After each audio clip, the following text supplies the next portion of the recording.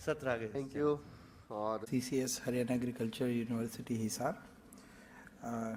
Shri R.S. Sodhi, other speakers on the dais, Shri Sunil Parikh ji and Vilas Shinde ji, and other dignitaries present in the audience.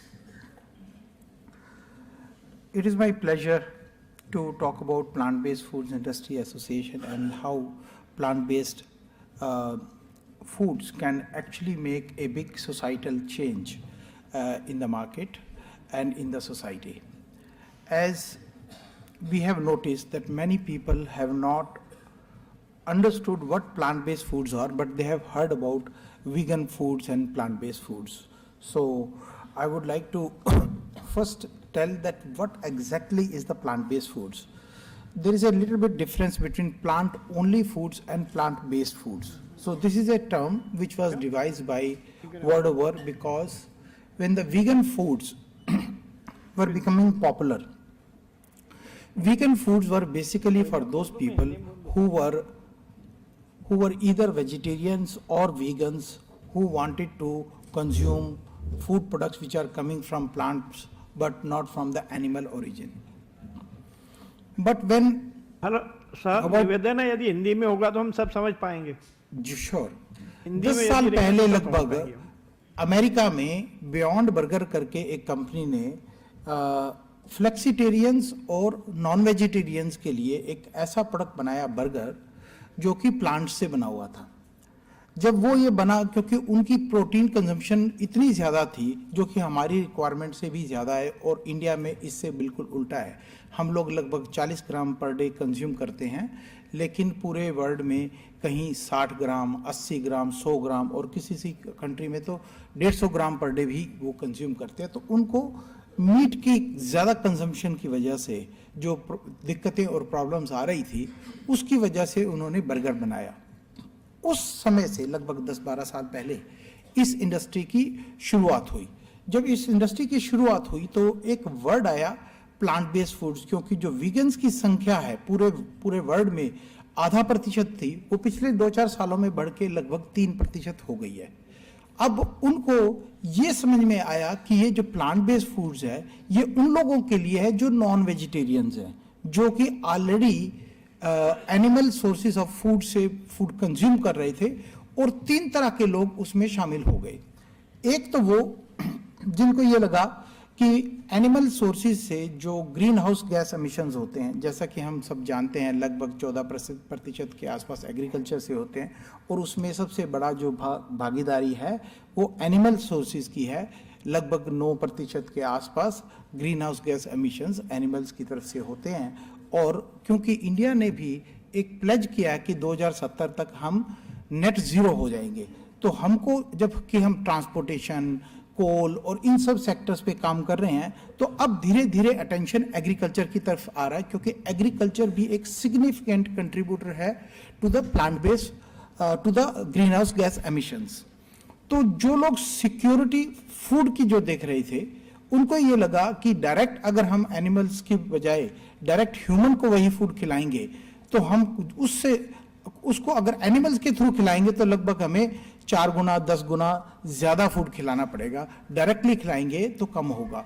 और अगर हमें जिस तरह से कि बच्चों को अब चिकन की टेस्ट इतना अच्छा लगने लग गया और उसकी जो कंजम्पशन है वो बढ़ती जा रही है, उसके अंदर हमने ये देखा कि ये लोग अगर इतना ज़्यादा अगर कंजम्पशन बढ़ती जाएगी।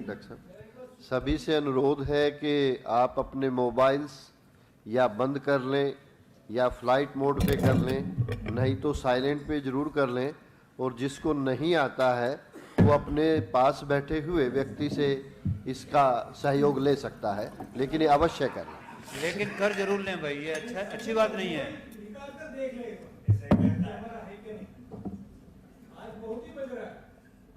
मेरी हाथ जोड़ के प्रार्थना है और इसे मानिए सभी लोग भाई। धन्यवाद। सो जो पहला ग्रुप जो था वो सस्टेनेबिलिटी कॉन्शियस कंज्यूमर्स का था। दूसरा था जो कि एनिमल लवर्स थे, वो ये देख नहीं पा रहे थे कि जैसे कि हम लोग, इंडिया सबसे बड़ा बोवाइन मीट का एक्सपोर्टर है पूरे वर्ल्ड में, वो ये नहीं देख पा रहे हैं कि इतने सारे एनिमल्स को हम काट रहे हैं और एक्सपोर्ट कर रहे हैं। वीगन्स जो थे वो इस कंज्यूमर की क्लास में शामिल हुए, और कुछ लोग ऐसे थे जो कि लैक्टोज इंटॉलरेंट थे, या उनको कुछ इस तरह के डर लगने लगा, खास करके कोरोना के टाइम पे, कि शायद एनिमल मीट के थ्रू या एनिमल सोर्सेज ऑफ फूड के थ्रू बैक्टीरियल लोड कहीं ज्यादा आ रहा है या कुछ इस तरह की बीमारियां ना हो जाएं। तो उस डर की वजह से, हेल्थ कॉन्शियस होने की वजह से वो भी उसमें शामिल हुए। तो आज जो एक मार्केट है ये लगभग 0% पे खड़ी है, और इसकी जो संख्या है वो बढ़ने वाली है। लगभग 2000 करोड़ इस इंडस्ट्री का साइज है। आज जो ये 2000 करोड़ इस इंडस्ट्री का साइज है, एक अनुमान के हिसाब से हमने जो एक रिपोर्ट निकाली है, इसकी अगर कॉपी अगर किसी को चाहिए तो ये कॉपी मेरे पास अवेलेबल है, the dawn of plant based age. लगभग 10 साल में इस मार्केट का साइज 40,000 करोड़ हो जाएगा, जबकि पूरे इंडिया में ये 40,000 करोड़ की नई मार्केट खड़ी होगी प्लांट बेस्ड फूड्स की। पूरे वर्ल्ड में इसी दौरान लगभग 2 लाख से 3 लाख करोड़ की मार्केट और खड़ी हो जाएगी। यानी कि हमारे पास बहुत बड़ी अपॉर्चुनिटी सिर्फ इंडिया में नहीं है, इंडिया के बाहर, क्योंकि हम बहुत सारी चीजें ऐसी हैं जिसके हम टॉप 5 प्रोड्यूसर्स हैं, चाहे वो लेंटिल्स हो, चिकपीस हो, पी हो, राइस हो, इवन व्हीट, इन सब से प्रोटीन निकाला जा सकता है। और आपको पता होना चाहिए कि जो हमारी दालों से जो प्रोटीन निकलता है वो सबसे मीठा होता है, उसकी सबसे ज्यादा मार्केट में डिमांड बन सकती है। लेकिन जब जस्ट एग कंपनी को मूंग दाल लेनी थी, और वो लेने के लिए वो इंडिया के पास नहीं आए, पहले वो म्यांमार के पास जाने वाले थे, फाइनली उन्होंने जाकर थाईलैंड से खरीदा। क्यों? ये हमको सोचना चाहिए कि क्या हमने अपनी जमीन में बहुत ज्यादा पेस्टिसाइड्स और फर्टिलाइजर्स डाल दिए हैं? क्या इस वजह से वो हमारे पास नहीं आए? हमें ये सब अपॉर्चुनिटीज को देखना चाहिए। और बड़ी बड़ी कंपनीज जैसे कि टाटा है, उन्होंने अभी परसों एक अपना प्लांट बेस्ड प्रोडक्ट्स की रेंज को स्टार्ट किया कि हम भी आएंगे। उनकी एक कंपनी है जिसका नाम बिग बास्केट, हम सब ने देखा है। उन्होंने एक सर्वे किया, उन्होंने कहा कि इस साल लगभग 70% लोग प्लांट बेस्ड फूड को ट्राई करने वाले हैं। अभी मैं जब नीचे गया तो वहां पर अमूल का स्टॉल लगा हुआ तो वहां पर मैंने प्रोटीन जो हमारा पीनट बेस्ड बटर है, मैंने उसको चखा। बहुत ही टेस्टी बटर है और बहुत ही बढ़िया पीनट बटर है। तो वो भी अगर देखा जाए तो प्लांट बेस्ड है, क्योंकि ये भी उसी ही हमारी जो डेफिनेशन है प्लांट बेस्ड, उसको पूरी तरह से उस पर खरा उतरता है। आईटीसी ने इसके ऊपर प्रोडक्ट लॉन्च किया। इसके अलावा और बहुत बड़ी बड़ी सेलिब्रिटीज आई, जैसे कि अनुष्का शर्मा ने और विराट कोहली ने अपनी एक ब्लू ट्राइब कंपनी को सपोर्ट दिया। उसी तरह से एक सेलिब्रिटीज ने तो अपनी खुद की एक कंपनी स्टार्ट कर दी, जैसे कि रितेश देशमुख और जिनेलिया देशमुख, उन्होंने इमेजिन मीट्स के नाम से एक कंपनी स्टार्ट की। उनके प्रोडक्ट स्टारबक्स में अवेलेबल होने लग गए। जब लोग स्टारबक्स में जाते हैं तो उनको कोई प्रॉब्लम नहीं है कि ये प्लांट बेस्ड है या ये वेजिटेरियन है। उनके लिए उनको एक पैटी चाहिए और वो पैटी उनको मिल गई। और पूरा इंडिया लार्जली शुरू में तो वेजिटेरियन ही था। तो ये इसकी जो एक्सेप्टेंस है, अवेलेबिलिटी होने की वजह से भी बहुत ज्यादा बढ़ती जा रही है। और रुचि के बारे में तो आप जानते ही हैं कि जो नगेट्स हैं, जो हमारे प्रोटीन की जो रिक्वायरमेंट है उसको पूरा करने में रुचि सोया ने एक बहुत बड़ा काम किया है। हमारी संस्था लगभग 6 महीने पहले शुरू हुई थी। हमारे आदरणीय मंत्री जी प्रहलाद सिंह जी पटेल के पास हम मिलने गए थे 15 मार्च को। हमारे मात्र 15 मेंबर थे। उसके बाद वो हमारे समिट में आए 26 मई को। बहुत भव्य समिट हमने ऑर्गेनाइज किया और उसके अंदर हमारे मेंबर्स की संख्या बढ़ के 45 हो गई। आज वो मेंबर्स की संख्या बढ़ के लगभग 66 के आसपास हो गई है। ये बिल्कुल ही नई संस्था है। ये इंडस्ट्री भी नई है। इसके अंदर बहुत यंग बॉयज एंड गर्ल्स उन्होंने मिलकर अपनी स्टार्टअप्स खड़ी की है। तो हम सभी से अनुरोध करते हैं, क्योंकि ये यंग बॉयज एंड गर्ल्स है और ये इंडिया का फ्यूचर है। ये चाहते हैं कि उनको सपोर्ट मिले। और जो एस्टेब्लिश इंडस्ट्रीज है, जैसे कि डेयरी, जैसे कि मीट या दूसरी जो एस्टेब्लिश इंडस्ट्रीज है, हमारा उनसे अनुरोध है कि आप आएं, आप इस इंडस्ट्री को लीडरशिप दें। क्योंकि जो फूड है ये फिनटेक से बहुत अलग होता है। फूड को बनाना ये आसान काम नहीं होता, बड़ी कंपनियां ही इस कोड को क्रैक कर पाई हैं। जो छोटे छोटे उद्योग हैं जैसे कि स्ट्रीट फूड है, हमको उसमें बहुत ज्यादा दिक्कत आती है। किसी गोलगप्पे वाले के पास जाते हैं तो कभी कभी खांसी हो जाती है क्योंकि उसके अंदर बैक्टीरिया लोड हो जाता है। शहर में, दिल्ली जैसे शहर में जाते हैं तो अब उन्होंने क्या किया है, उन्होंने आरओ वाटर यूज करने शुरू कर दिया पानीपुरी में।